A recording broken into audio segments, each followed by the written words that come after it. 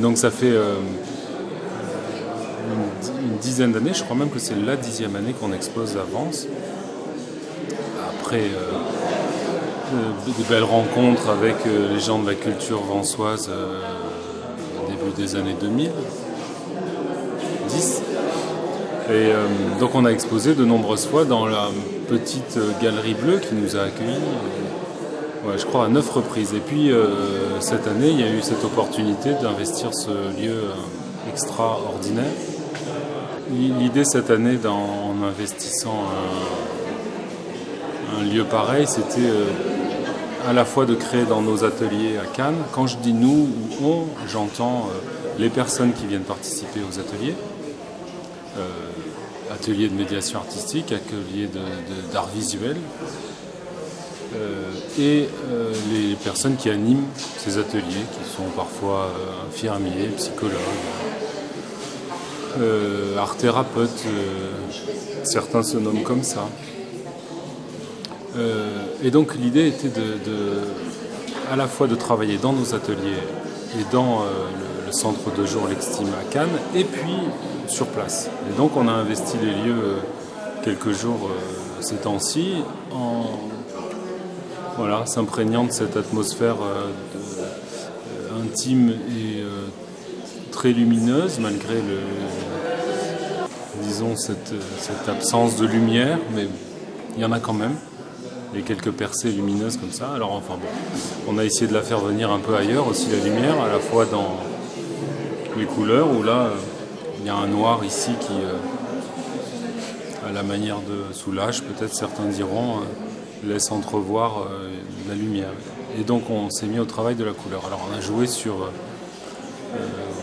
vraiment le signe que représente la couleur. C'est-à-dire au fond du rouge, c'est quoi du rouge sinon ce pigment particulier. Évidemment il y a une infinité de rouges, une infinité de nuances, mais enfin c'est quoi ce pigment particulier, ou c'est quoi cette sensation particulière que j'éprouve en disant rouge, en écrivant rouge, en peignant rouge. Et puis ainsi pour le bleu, le vert, le mauve, le noir. Et donc on a travaillé avec ce signe-là qu'est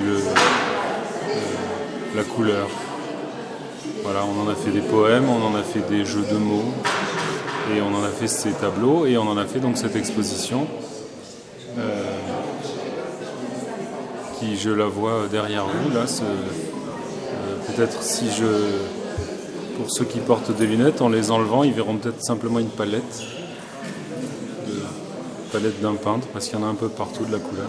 Alors il y a beaucoup d'œuvres collectives, ça c'est une des particularités du travail qu'on fait dans les ateliers, il y a beaucoup d'œuvres collectives, et il y a aussi des œuvres singulières, c'est-à-dire créées par chaque auteur. C'est le cas là-bas de toutes ces toiles. L'idée c'était que chacun invente sa couleur, crée sa propre couleur, et dans un second temps, une seconde couleur, toujours unique, qui aurait la propriété de s'harmoniser ou de vivre en contraste avec l'autre couleur qui avait été préalablement posée en aplat sur le tableau. Donc on a là-bas tout un ensemble de toiles qui sont personnelles. Chaque participant de l'atelier a fait sa toile, sa couleur et la petite tache, la petite trace qui est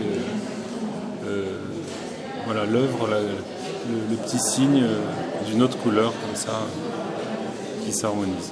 Donc là-bas ce sont des œuvres auteur par auteur, et là tout ça ce sont des œuvres collectives.